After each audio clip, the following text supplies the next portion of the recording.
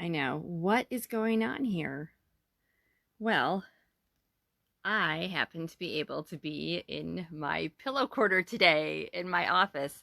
And for those of you who know, I'm telling you, this is one of the best places in the church. I'm here with my little weird face pillows and my what is it? Tenderness, darling. Well, not really, but love, love is in love your neighbor, and other kinds of love. And, but not in the pillow corner. This is my turtle. I think it's a turtle from, hello, from Finding Nemo, and I also have an elephant. Ready for the elephant? It's not pink, but if you ever do run into an elephant that's like pink and sit in the middle of your living room, maybe you should talk about that. That might be a good idea. But this is a blue elephant from, hello. Oh, you're so soft. Oh no, he, she, they. I don't know what it is, but it's such a soft little sweet elephant. It doesn't have a name, and neither does this little fella right here, who is just sitting here on my knee. Look at this guy. We got to get a name for him. He's a platypus. Or she is, or they are. And so this is kind of a general, I don't know if you can see the general view here of our pillow corner. There's another little bit of a pillow corner over that way in my office. Not sure if you saw that, but it's kind of nice to be back here. I've got my mask. I'm going to show you my mask. So this mask right here is a cycling mask. I don't cycle, but it goes all the way around my head, around my ears. It has a filter in it, and around my nose, like this. There you go. It's an N95. However, it's got these breathing exhale things. It's really good for the nose because I know some of you are claustrophobic. Don't I look scary? Some of you are claustrophobic, and the masks can be really difficult. This one actually kind of helps with claustrophobia because there's all this space here in the nose. But because of this, I have to kind of stick over a little bandana, which doesn't really tighten it so much, but it does help my exhales not go out all the way to communicate with other people's inhales, which is kind of the point, is that we don't want our exhales to be communicating with other people's inhales. And that's why we wear these masks. It's a very Christian sort of idea, right?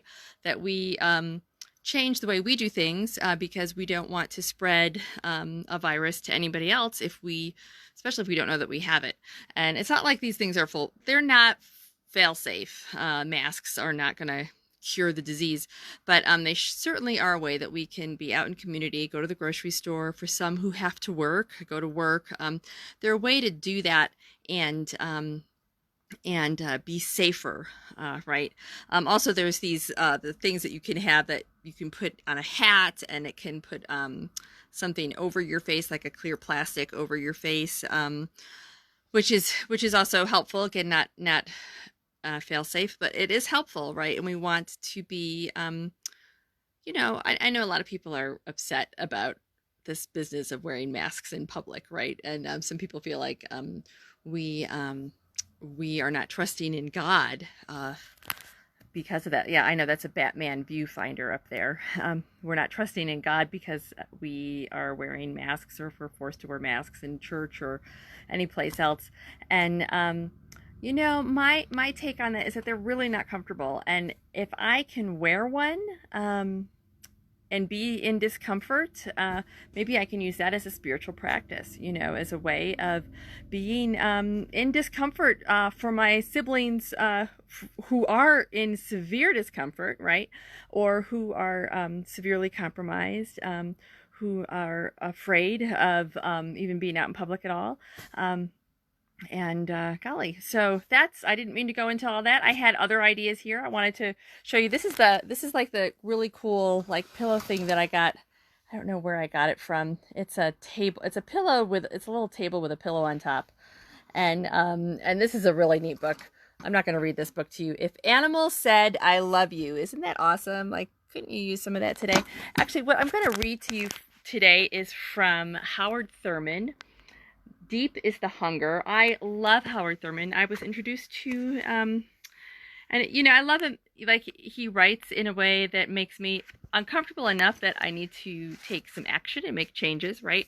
But comfortable and peaceful enough to really speak to my heart and open my heart. And so this one right here, this little, he's got these wonderful little sections of reading here, and I'm just going to read this paragraph over here, which is kind of a long paragraph. So get a little comfortable if you can. If not, just, well, be uncomfortable.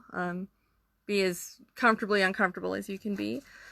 Maybe take a little breath, settle yourself, and here we go. This is on the quest for freedom, which I find is a conversation that I'm having a lot with people, is what in the world does that mean these days? How am I free today?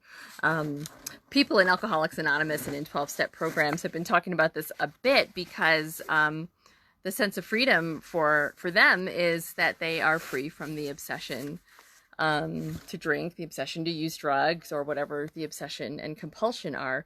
And so I try to think of freedom kind of like in that way. What is it spiritually that I need freedom?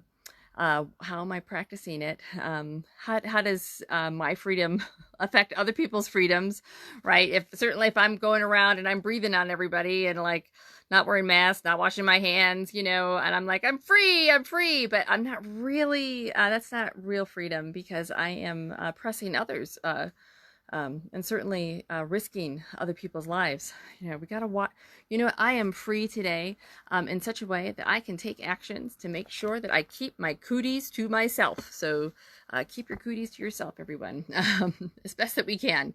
All right, so he says this: the quest for freedom looms larger and larger on the horizon of modern humanity. It is brought more sharply into focus than ever before because of the ever-tightening grip of the machine. Vast areas of life that once were fashioned and operated by a kind of rough creativity on the part of humanity are now completely routinized by the machine. Now, this is written, I don't know, 50 years ago, I think.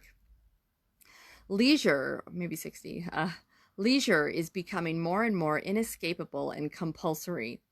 Because it is compulsory, leisure is apt to be tyrannical and boring. Leisure, like sitting around maybe in your home with nothing to do, or just taking a relaxed walk, being relaxed.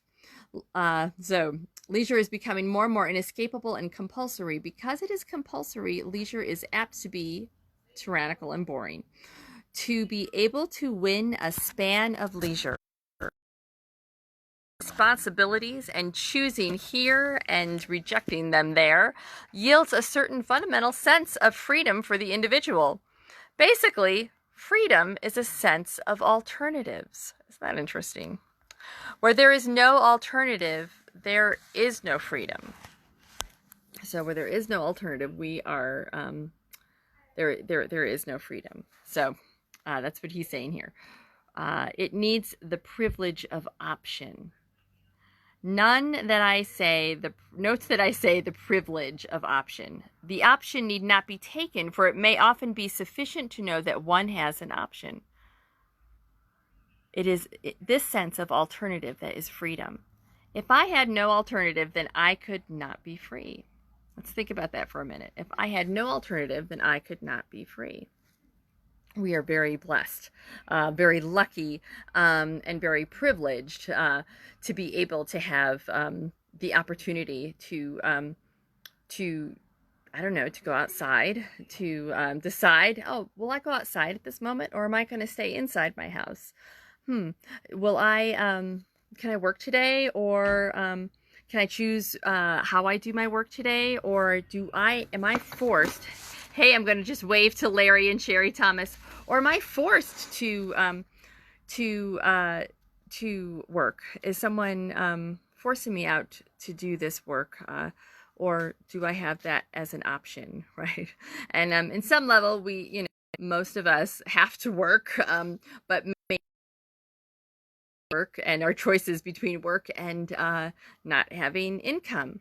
But for some, in the past, in our history, right, in the history of the United States, the compulsion to work was a compulsion not to work for an income or to work for a house or for a car or for food, even healthcare or safety. It was a compulsion to work for their masters. And so that's where I'm talking about slavery in the United States. And there's certainly other forms of slave enslavement today, the compulsion for addicts, for example, who may think, oh, I have a choice today whether or not I can use drugs. They don't have a choice to use, right? The drugs, they make their decisions for them. So it's all right, so we will not go off on a tangent.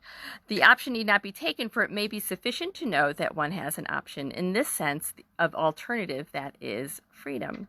If I had no alternative, I could not be free. Therefore, if my freedom were absolute, it would be equivalent to slavery.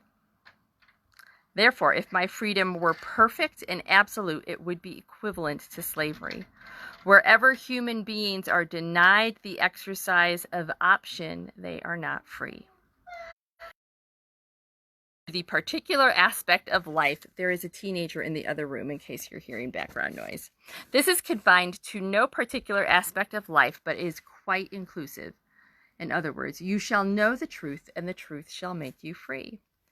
The spirit of truth and the spirit of freedom are the same, for the truth is found only in the presence of alternatives.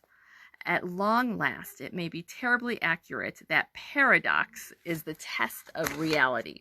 Now, that is not the reading that I thought I was going to be reading, but it does seem to apply more to what has been going on in the world for people who do not experience true freedom, who do not have the experience of choice, of alternatives. And certainly not of alternatives that are very safe for them. I think about Amaury Amaud, right? I'm so sorry, you guys. I'm destroying his name, but who went out running. Young person went out running, young black man, and he doesn't really have the alternative to run as a free person. There's nothing wrong with him being able to run in the street, like other people do. But because of racism, he is dead now. And so many people, it's so easy for me as a white person, right? To think, oh, well, you know what, Jesus has us all covered, right? We're all covered in grace and blah, blah, blah. We're all safe and we're all equal, right?